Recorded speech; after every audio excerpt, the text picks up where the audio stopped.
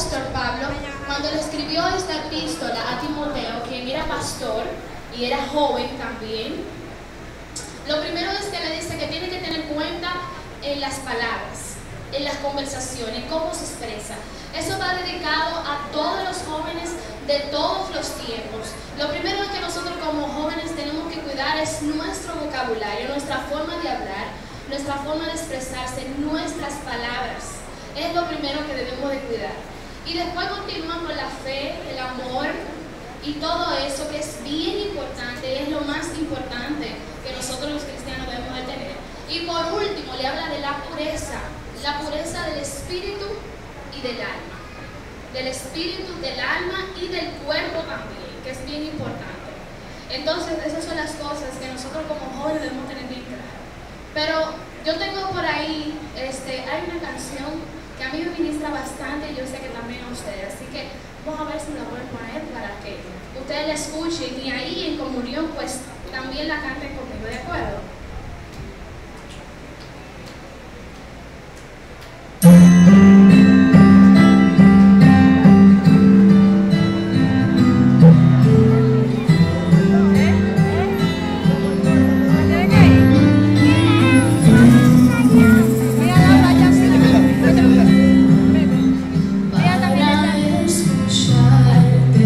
Tranquila está mi mente para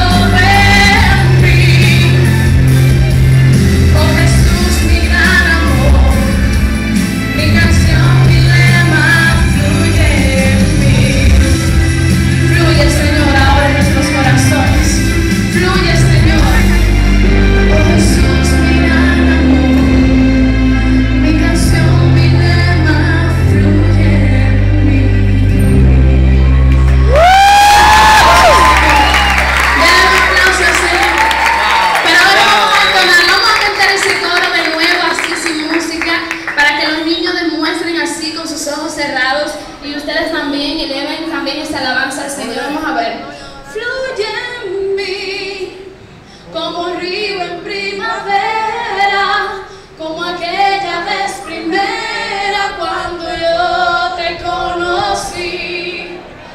Fluye en mí, en silencio está mi alma, sáciame con tu palabra y renueva todo en mí. Oh Jesús, mi gran amor, mi canción, mi lema, fluye en mí.